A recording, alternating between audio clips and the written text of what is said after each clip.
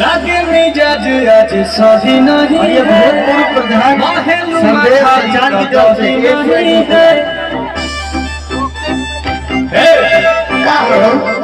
लागे मिजाज आज सही नहीं है, महलू मिठाई तो दही नहीं है। बाली में चीनी जैसे घोले राजा जी, घोले राजा जी।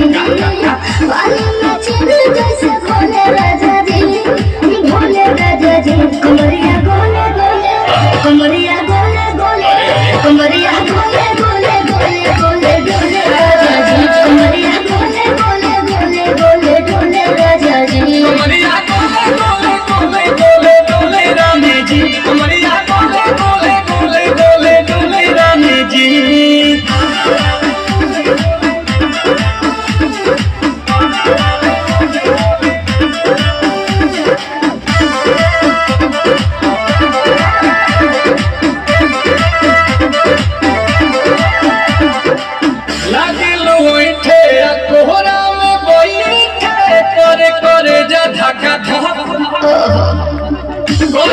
झूठे की जाला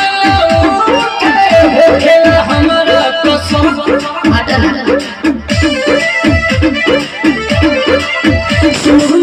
जी सैया दवा हमरा जी सैया, फटाफट ला दो जाके मेरे जी सैया।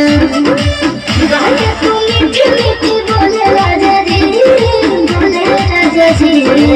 बात तू मीठी मीठी बोले राजा जी, बोले राजा जी। कमरिया बोले बोले, कमरिया बोले बोले, कमरिया बोले बोले बोले बोले बोले राजा जी। कमरिया बोले बोले बोले बोले बोले राजा जी। कमरिया गोले गोले गोले गोले डोले रानी जी। कमरिया गोले गोले गोले गोले डोले रानी जी।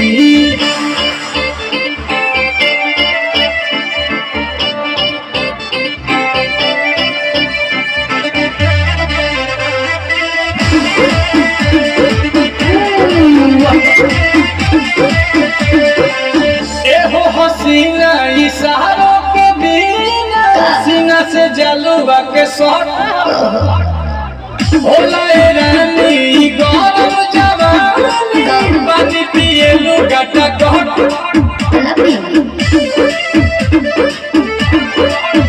या कमरे में चलो जरा सा मदद मानो, कि तुम हो सीधे साधे तुम्हें पूछो न पूछो।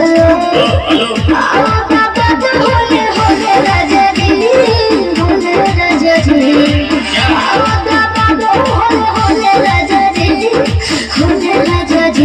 कमरिया बोले बोले, कमरिया बोले बोले, कमरिया बोले बोले बोले बोले डोले राजा जी। कमरिया